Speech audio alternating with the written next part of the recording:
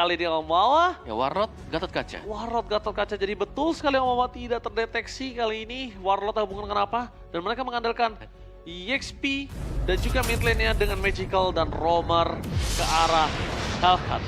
Mampukah Unique Pick yang dimainkan oleh Famos berhasil mendapatkan kemenangan atau bahkan sebaliknya?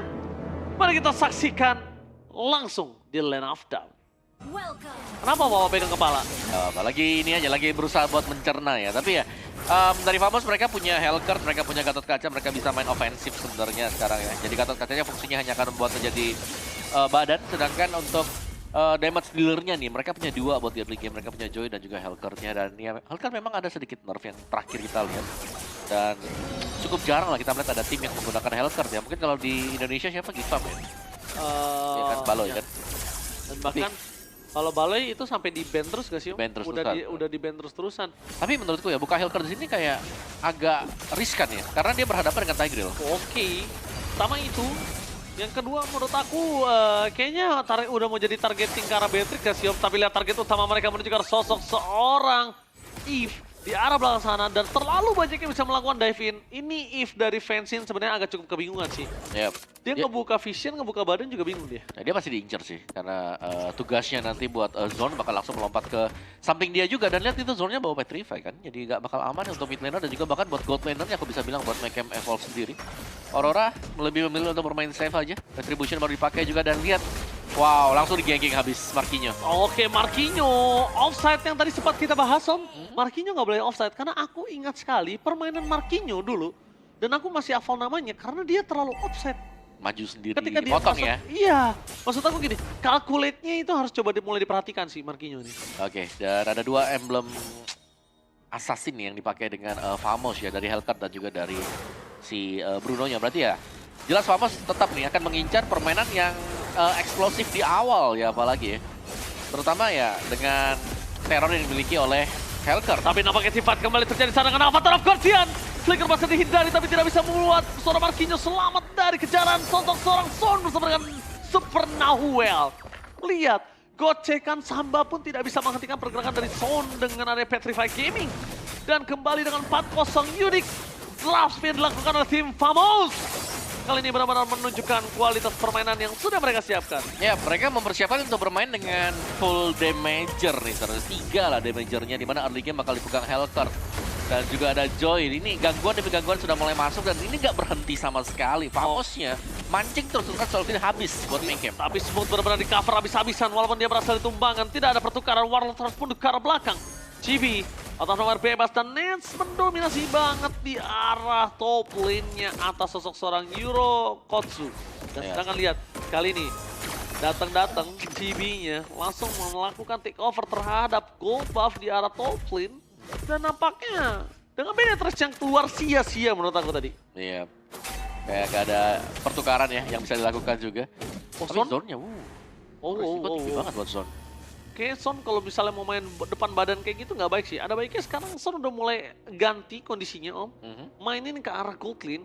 Karena ini adalah kesempatan dia untuk ngebuat Beatrixnya ini nggak berdaya. Iya, tapi Kenapa aku bisa bilang seperti itu? Ketika arus dari ombak turtle ke bawah, Son bisa dengan sangat mudah Om turun. iya. Tapi ini kita melihat bahwa di bagian topnya juga memang cuma dibiarkan 1v1 aja ya. Kayak ya udah net sepede itu juga berhadapan dengan Beatrix. Dan turtle-nya memang di bagian bawah juga. Kita tinggal menunggu positioning dari zone nih, bakal menuju kemana juga. Kan dia punya damage kan. Dia bisa dikawal dengan Warlord. Jadi ini lebih membiarkan biar Chibi-nya bisa jalan sendirian juga. Buat tetap farming. Karena damage untuk di early-nya bakal diserahkan ke zone. Oke.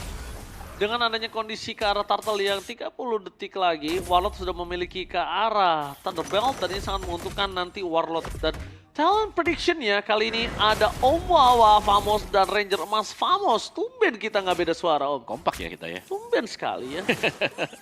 Oh ya, terstrike buat Aurora, buat first item dia, prior item memang, tapi 10 second kedepannya ini bisa di rate kembali ya buat jungle-nya. Karena perbedaan level antara Suyo yang menurutku Suyo harus bisa menang sih di early game. Suyo kalau nggak menang di early lumayan berat juga dia. Berat. Minimal dia dominasi di ini nggak sih Om? Objektif, Jungle. ya. Di jungle aja kalau nggak di objektif ya. Tapi lihat di depan sana. Implosion untuk seorang Warlord itu nggak terlalu worth it. Darknet Falls, lihat gak kedengeran apa-apa di depan sana dan langsung menuju ke arah sosok seorang Fansith. Dengan reward manipulation pun gak bisa menyelamatkan dirinya. Aurora mencoba kabur dari terjangan Warlord tapi terperangkap. Dan one last hit dari Chibi menghentikan pergerakan dominasi atas sosok seorang Aurora. Wow, ya. Mungkin ini yang dicari oleh tim Famos kemarin, tapi baru mereka dapatkan sekarang. Dan permainan agresif dari Famos yang membuahkan hasil sangat banyak ya dari early game saja, bahkan turtle-nya 2 di-secure dengan tim Famos. Di topnya Mayhem Evolve belum bisa melawan dengan Beatrix. Bahkan Yurikotsu juga harus menggunakan Melvic Gun sebagai first item dia. Memang bisa sih dengan Furious Hammer yang menjadi salah satu bahan untuk Melvic Gun. Bahkan Orange Buff yang gak akan dilepaskan dengan adanya Secret Saber di depan sana. Mundur karena flag mereka berhasil mendapatkan Super Now Hell. Revitalize dari seorang Warlord. Lagi-lagi menyelamatkan para pasukan dari tim Famos. Meanwhile, dia Soul Plane tanpa bantuan sama sekali dari Joy. Tanpa bantuan dari sosok seorang Zorn. Lihat betapa dominasinya Nets dan bahkan hingga keuntungan 500 gold di menit yang kelima. Ya, dan seakan-akan Zorn juga menjadi salah satu ini ya, damager juga yang cukup berarti lah di early game. Perbedaan 1200, dia dapat gold banyak tuh buat Zorn-nya. Dan dia selalu dia yang farming. Berarti mid laner-nya nggak farming yang menjadi badan. Ya. Farming itu roamernya karena bisa bawa dire hit. Bener Om. Jadi ditambah lagi, bukan hanya dia untuk distraction split push, tapi dia juga itu ngancurin pola farming dari jungle musuh. Yeah. Kenapa? Karena jungle-jungle itu digrogotin satu persatu tanpa disadari sama seorang Aurora. Dan nanti ujung-ujungnya Aurora akan kalah level ketika objektif ini fight. Ya, sekali. Masih dengan upaya untuk pengambilan dari bottom turret juga. Kelihatan cukup sakit ya. Dan ini Mayhem Evolve terpancing untuk join team fight nih. Kumpul 5. Di mana posisi kalah item seperti ini kumpul 5 buat Mayhem Evolve. Jelas mereka akan sangat-sangat rugi sekali. Mereka belum bisa untuk melakukan perlawanan. Ini masih ditabrak juga, belum bisa ya. Harus kembali mundur dan top di bottom turretnya yang harus dilindungi habis-habisan juga. Dan tidak ada sesuatu yang dilakukan oleh tim Famos. Mereka hanya akan tarik ulur juga. Mereka sudah menang cukup jauh ya. Dari gold gap juga ya. Mereka tinggal menunggu buat turtle yang akan spawn juga. Nets bahkan punya Berserker Fury untuk item keduanya. Tinggal menunggu satu item selesai. Dapetin turtle-nya misalnya atau dari lore-nya. Mereka bisa mengawal dan conceal play. Mau kemana? Conceal play menuju ke arah top lane, tapi nampaknya gagal dengan turtle yang udah spawn. Dan ini kerugian mereka tidak punya conceal. Satu. Super Nawel juga mau nggak mau harus gunain flicker. Tapi dengan kondisi 5.000 gold, ini kayaknya bahkan jangankan flicker Om. Kayaknya punya free hit aja belum tentu bisa balikin keadaan sih Om. 6.000 bahkan sekarang. 6.000 di menit ke-7. Dan kalau nanti bisa di 7.000 atau 8.000 di menit ke-8, 1.000 dalam kondisi gold difference, wah kelar barang sudah itu. Ya benar ya, berarti Zorn-nya dengan dire hit ngincer buat langsung burst damage-nya. Dia ada 2 roam memang yang dipakai oleh tim Famos juga. Jadi mereka hanya akan farming dulu.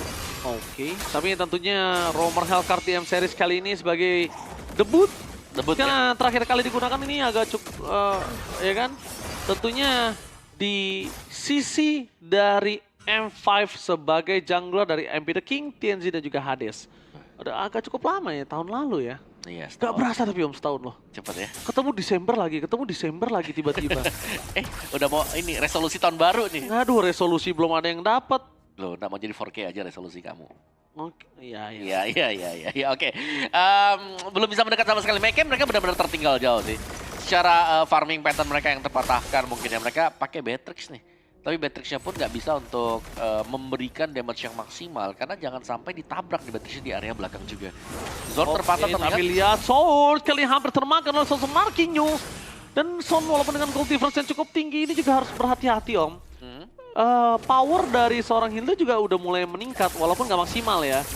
Tapi lihat di depan sana, Retribution on point dari Chibi berhasil memporak-porandakan perpasukan dari tim Mayhem Evolve dari segi jungle-nya. Iya, nggak bisa mendekat sama sekali sih. Kelihatan bagaimana perbedaan dari item yang menghasilkan tempo permainan seperti ini. Untuk tim Famosnya mereka akan menunggu ini ya. Untuk Lord akan spawn Lord yang pertama. Dan bahkan Aurora baru punya War Axe nih ya, item kedua dia. Setelah tadi Hunter Strike first item buat Aurora. Ini lumayan tertinggal itemnya. Kalau kita bandingkan dengan 2 jungler item bersama dengan Chibi nih ya. Yang sebentar lagi harusnya juga levelnya maksimal. Gak cuma dari item yang maksimal. Tapi level yang maksimal buat Chibi dan Nets sudah mulai starting Lordnya. Ini gak dikawal pun dia bisa solo ya. Karena sudah punya Husklow. Sudah punya Berserker juga. Udah kuat banget. Iya, dan 10.000 gold difference ini yang sangat mengerikan Om Wawa. Dan kita bisa lihat di arah bottom lane ini nggak boleh sampai pecah pasifnya. Kalau ini aduh, itu dia pecah pasifnya Om. Yep. Pecah pasifnya ini menandakan kalau potensial dengan turret base yang akan dipecahkan ini sangat tinggi. Karena menit ke-9 kalau base turret di arah bottom lane pecah 1, merugikannya sangat rugi. Dan kemungkinan besar ketika Lord 12 bisa endgame.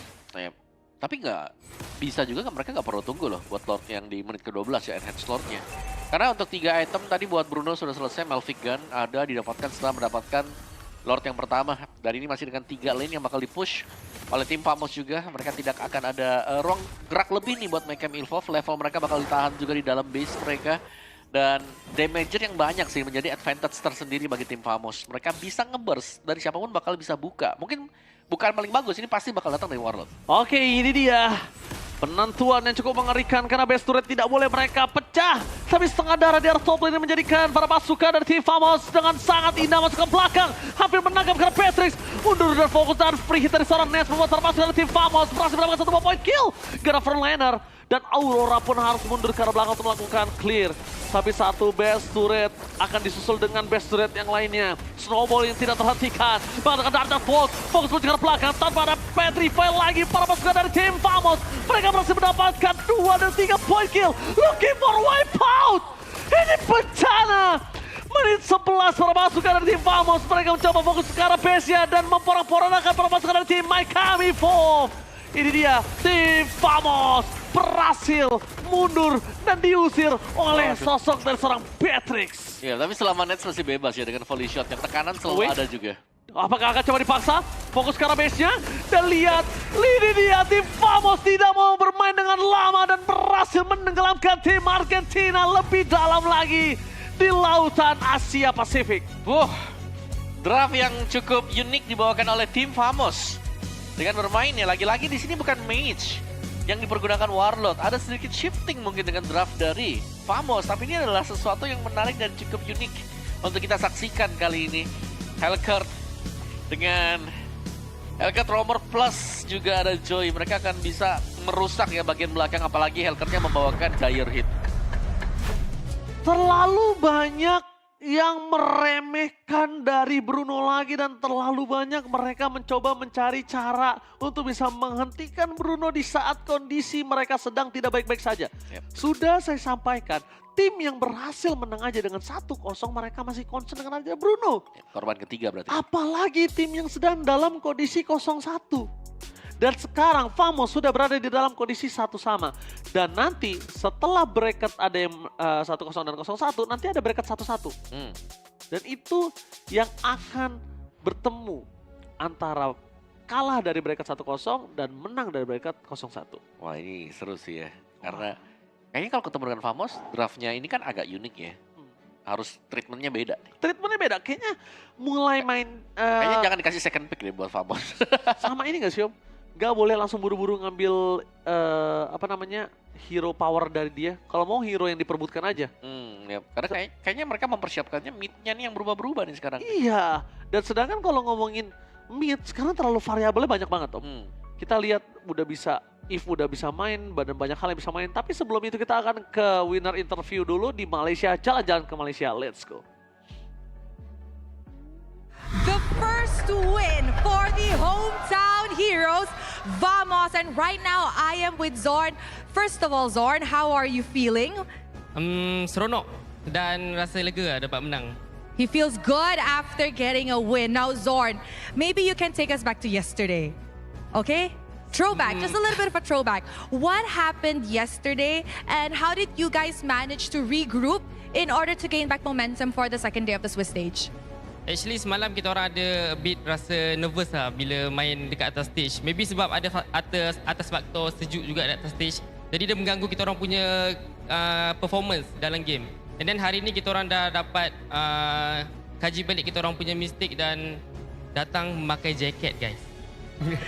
All right, now Zorn said that actually yesterday he thinks one of the factors that they lost is because of the nervousness as well as how cold they felt up on stage. So they went back, they regrouped, and then after that they rethought about what mistakes they did. So today they worked on the mistakes that they have did and also came to the venue wearing a jacket. Now yes, I agree, it is very cold here, right Zorn? Okay, now Zorn, we know that back in M5, you have said previously that you guys weren't 100% ready. Zorn, in your opinion, this time around, how ready is Vamos for M6? Kalau tanya saya, kita orang dah betul-betul ready untuk semua game yang kita orang akan lawan lah. Cuma kita orang kena hadapi mistake daripada sendiri kot. Okay, now he said in his opinion, he thinks that he's actually really ready. Vamos is 100% ready for all of the matchups they are about to face in M6. He thinks that they just have to work on the mistakes and the discipline of the team in order to give a better fight. Okay, now Zorn, another question, okay? One more question. Why the Hellcurt? Is it really a Zorn thing to pick unorthodox heroes? Or do you think that it's actually really good? Kalau tanya saya juga, pasal Hellcurt tu, saya perlu keluarkan apa-apa strategi lah untuk menang Best of One ni. Sebab memandangkan ini adalah game kita akan jumpa satu sekali je. Jadi opponent takkan faham macam mana nak counter hero-hero yang baru, macam contoh macam Hellcurt. Jadi dengan hero yang ada, saya rasa boleh menang kot dengan Best of One. I see. Okay, now Zorn just expressed that actually picking Hellcurt is a good strategy since it is a best of one. Teams do need to go all out in order to gain that win. And since he said that there will not be any other room for the opposing side to actually regroup and rethink how to counter Hellcurt, now is the best time to pull out the cheeky strats Malaysia is known for. Now Zorn, last question. Do you feel nervous playing M6 actually in your home ground? Adalah sedikit nervous sebab nak banggakan hometown kan, tapi semalam mengecewakan pula. Sorry guys. Alright, Zorn said he does feel a bit nervous playing in the home ground because he wants to make everybody here proud. And I think the Malaysians are proud of both the representative team. So thank you very much to Zorn. And with that, let us show it back to the panel to break down what happened in this best of one. Lihat, mereka keinginan. Hah? Begini. Dia nggak tahu kemarin kita. Dia nggak tahu kemarin kita sampai beku di Alaska. Tapi memang kadang itu membuat bukan hanya nervous ya, tangan tuh kaku om. Jadi apa? Kalau kamu kan mainnya face hang banget kan, aku tahu. Wah, makasih ya, makasih. Iya dong. Layar pernah gelap kok selama live stream, ya kan? Hitam ini. Ya tapi kalau kaku itu kayak nggak enak kok memang. Jadi iya. Jadi pemain tuh yang save gini jadi malah nggak right tempo, nggak momennya nggak tepat lah. Itu yang ngebuat kalau dingin itu makanya butuh hand warmer.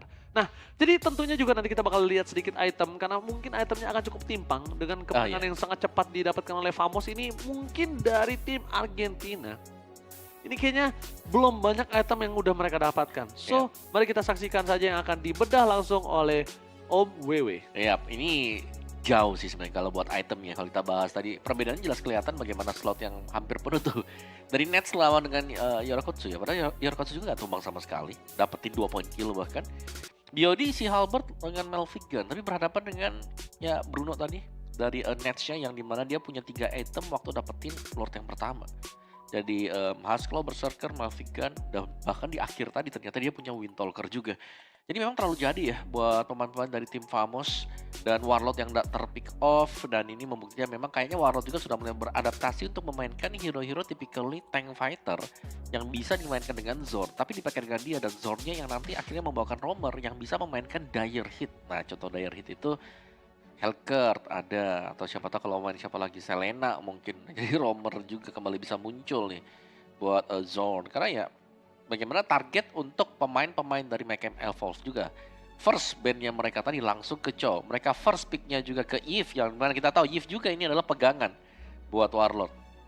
Jadi memang mereka cukup kepegang dari awal dari itemnya ya. Dan dari emblem setnya nih kelihatan bagaimana full assassin dipegang dengan Zorn, emblem assassin, Rapture, terus juga bahkan ada Master Assassin untuk menangin 1v1 dia. Dan bahkan ada Lethal Ignition juga untuk lebih menambahkan lah ada efek burn nanti setelah memberikan deadly stick juga. Sedangkan Joy dari Chibi nih habis dibilang nih ya, Chibi kok belum perform buat di turnamen internasional. Oh, langsung. Nyanyi dia tadi langsung kan. Langsung dia teng neng neng teneng teng teng. Salah lagu ya. Dan ya gold game-nya juga ya ini terlalu jauh sih buat goldnya. Kelihatan junglernya lihat beda 4000 misalnya. Terus juga dari roamer yang paling kelihatan memang karena zone di sini kan dia roamer tapi dia roamer yang bisa memberikan damage ya. Jadi dia pasti akan bisa farming juga dan itu membuat ya Super Nahwel juga ya ketinggalan jauh dari goldnya. Itu aku sedih sih lihat Super Nahwel. Pertama dia nggak bisa buat momen karena target utama Purify-nya dia itu target utamanya udah pakai Purify. Dan yang kedua, siapapun yang akan dia makan di depan sana bisa menghindari semua dari Implosion. Bahkan sekalipun kalau dia punya Implosion flicker ke arah sosok dari seorang Hellcard tuh nggak terlalu worth it. Gatot kaca apalagi. Iya, dan smoothnya juga kan bebas ya, bisa cancel. Banyak sih cancellation buat Super Nahwel ya dari Demonic Force misalnya nih bisa kena kan kena pasifnya dari Poveus, terus juga kena siapa lagi, ketarik dengan Unbreakable-nya Warlord, kena dorong ke belakang dari Volgi juga. Jadi Super Nahwel ya target dia jelasnya ya harus ke Nets, tapi Netsnya dengan Purify, Flying Tackle bisa ke belakang dan bahkan bisa meng-cancel juga yang membuat akhirnya Super Nahwelnya yang harus menjadi bulan-bulanan ya. Bahkan bersama dengan Marquinhos loh, karena Marquinhos tadi buat di early game juga terlalu dalam masuk ke wilayah dari Famos, di mana seharusnya dia sudah melihat nih barisan hero yang dipilih dengan Famos adalah hero-hero yang memang bisa memberikan damage besar dan burst itu di early game itu dimiliki loh dengan Famos juga. Oke, tapi kayaknya MVP kali ini bisa ke arah Nets deh. Mari kita menyaksikan MVP by Gopi jatuh kepada siapa dia? Nets. Oh bukan, Chibi yang berhasil mengobrak-abrik backline musuh. Jungle-nya juga semuanya digerogotin. Ya bisa ya dia. kan? Dihabisin, dihancurin, dan ngebuat dari Chibi bener-bener punya power 5 point kill. Yep. Sempet tershutdown, Satu tapi kayak bukan kali masalah. ya nggak ada masalah sama sekali sih, apalagi buat itemnya juga mungkin agak beda ya karena dia nggak buildnya langsung ke Starlim side ya, tapi ini Genius terus juga Holy Crystal, Blood Wings, jadi masih cukup oke lah buat Joy, terutama dengan barisan hero-hero yang dimiliki nih dari Mayhem Evolve ini nggak ada loh yang bisa pegangin buat ke Chibi-nya. Single target locknya cuman berarti mereka cuma mengharapkan Tigreal yang ada. Oke Om, kita lihat highlight sedikit nih. Nah. Dimana Marquinhos dari awal sempat kita udah sounding, jangan terlalu offside, tapi ternyata dengan 1 buah point kill dia itu merubah segalanya loh. Betul.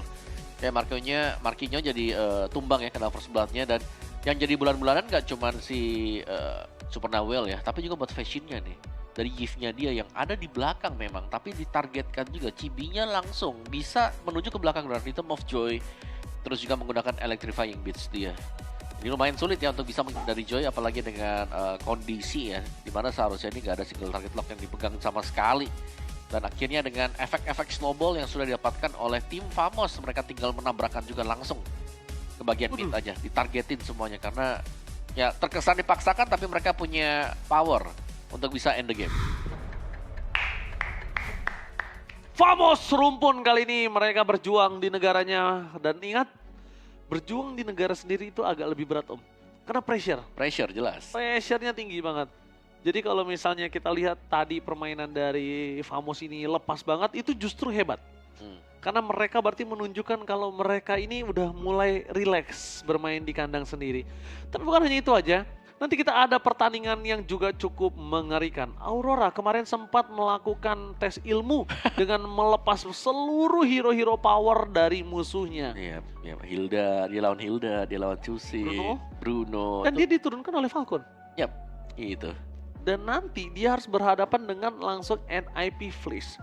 Dan menurut aku, kali ini kasusnya berbeda.